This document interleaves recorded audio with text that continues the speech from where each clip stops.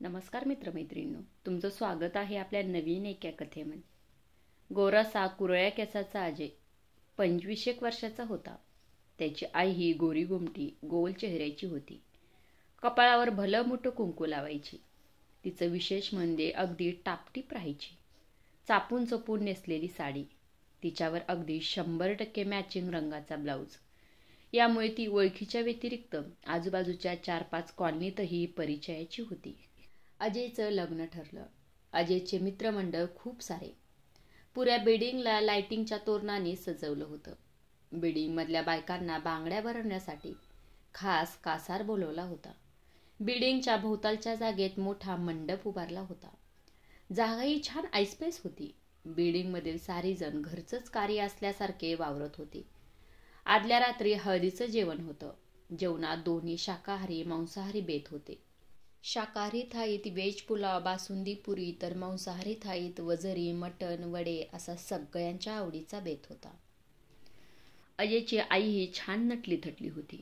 यजमान यजमानीन दोघे जोडींनी पाहुण्यांना पोटभर जेवण्याचा आग्रह करत होते.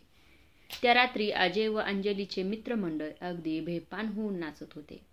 अखेर यार की शादी जो थी, मैत्रिणीही मस्त शरारा वगैरे घालून मुरडत होत्या. दुसऱ्या दिवशी सकाळी सगळी पाहुणे मंडळी बिल्डिंगमधली रहिवाशी पहाटे लवकर आवरून मंगल कार्यालयात गेले. वधूकडच्या मंडळीची व्यवस्था कार्यालयातच केली होती. ती लोक आदल्या दिवशी संध्याकाळी आली होती व पहाटे सगळं आवरून तयार झाली होती. 12:05 लग्न लागलं. अजयच्या आईला थोडं अस्वस्थ वाटत होतं. तिला जरा पंख्याखाली बसून पाणी वगैरे दिल्यावर ती सावध झाली व पुन्हा कामाला लागली. लग्नाला आलेल्या सुहासिनीच्या ओट्या भरणं, त्यांचा मानपान करणं अशी बरीच कामं होती. 4:00 वाजता वधूने तिच्या माहेरच्यांना अश्रुनयनाने निरोप दिला. वरात घराकडे चालू लागली. अजय व अंजलीला मोगऱ्याच्या फुलाने सजवलेल्या रथात बसवले होते. वाजंत्री, वरातीतील नाचणारे उत्साही मित्रमंडळ यांनी वरातीला रंगत आली होती. सूर्य आग ओकत होता, पण कुणाला त्याचं भान नव्हतं. थंड पीठ ठराविक अंतरावर फटाके वाजवत वरात चालली होती. वरात बिल्डिंगच्या जवळ आली तसं बिल्डिंगमधील बायकांनी मन भरून नाचून घेतलं. कुणी कुणी फुगड्याही घातल्या.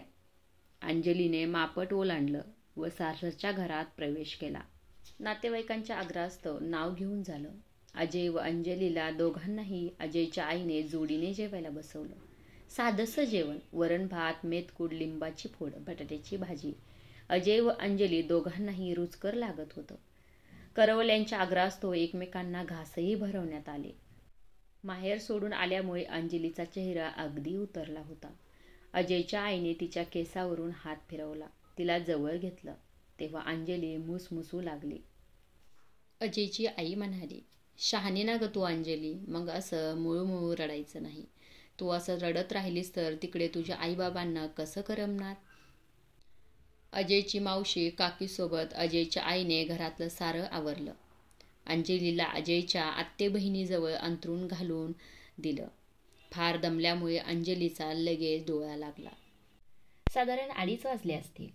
अजयच्या आईला कसं तरी होऊ लागलं. तिच्या छातीत दुखू लागलं होतं. तिने आजूबाजूच्यांना साथ घातली. अजयचे बाबा पटकन जागे झाले. अजयला उठवलं. अजयच्या आईला खूप घाम फुटला होता. अजयने लगेच रुग्णवाहिकेला फोन लावला. रुग्णवाहिका बिल्डिंगच्या दारात उभी राहिली. तसं अजय व अजयच्या बाबांनी दोघांनी तिच्या दोन्ही खांद्याला धरून तिला जिन्यातून खाली नेऊ लागले. एक जिना उतरला असेल. दुसरा जिना उतरत असताना अजयची आई धाडकन खाली बसली. अजय आई आई हाका मारू लागला, पण सगळं संपलं होतं. आनंदाचं वातावरण क्षणात दुःखात बदलून गेलं. लग्नावरून आपापल्या घरी निघालेले पाहुणे मंडळी परत अजयच्या घरी आले. जे झालं ते आक्रीत होतं. अजयची आई पंचतत्वात विलीन झाली. अजय सैरवैर झाला. धाव मोकलून रडत होता. त्याचे मित्र अजयला धीर देत होते, एकमेकांना सांभाळ असे सांगत होते. अंजलीचे माहेर सोडण्याचं दुःख बोथट झालं होतं, कारण हे सासू विहाराचं दुःख तिच्या पुढे आवासून उभं होतं. काही जणी तिला धीर देत होत्या, तर काही विक्षिप्त बायका मात्र आपापसात खुसफुसत होत्या. आतापर्यंत अगदी धडधाकड होती अजयची आई. असं अचानक काय झालं. पायगुण वगैरे म्हणतात तसं तर नाही ना? अंजलीच्या कानावर हे शब्द गेले तसं तिला अगदीच ऊन पडल्यासारखं झालं. तिचं जेवण खाणंही बंद झालं. अजयचे बाबा थोडं सावध होताच सुनेची घाणमेल त्यांना जाणवली. ते अगदी अजयच्या आईप्रमाणेच अंजलीच्या शेजारी जाऊन बसले. तिच्या डोक्यावरून हात फिरत म्हणाले, अंजली बेटा, झालं ते झालं. त्यात आपला कोणाचाही काही दोष नव्हता. लोक 10 तोंडांनी बोलतात, त्यांच्याकडे दुर्लक्ष करायचं. तुझा पायगुण खरंच शुभ आहे. या घरात यापुढे तुझ्या पावलांनी सगळं शुभ होणार, याचा मला विश्वास आहे बाळा. त्या दिवसापासून अंजलीने संसाराची धुरा तिच्या खांद्यावर घेतली. आला गेला पाहुणा अजय, अजयचे वडील सगळ्यांचं मायेने करू लागली. अंजलीच्या प्रेमळ वागण्याने ते घर लवकरच दुःखातून सावरलं. अंजलीच्या पोटी कन्यारत्न जन्माला आली. तिच्या हनवटीवरही अजयच्या आईच्या हनवटीवर जसा तीळ होता तसाच होता. अजयच्या बाबाने नातीकडे पाहितलं. तिला उचलून घेतलं. पत्नीच्या फोटेकडे नेत म्हणाले, सुनेचा पायगुण तुझ्या. मला सोडून गेलेली तू नातीच्या रूपात परत आलीस हो.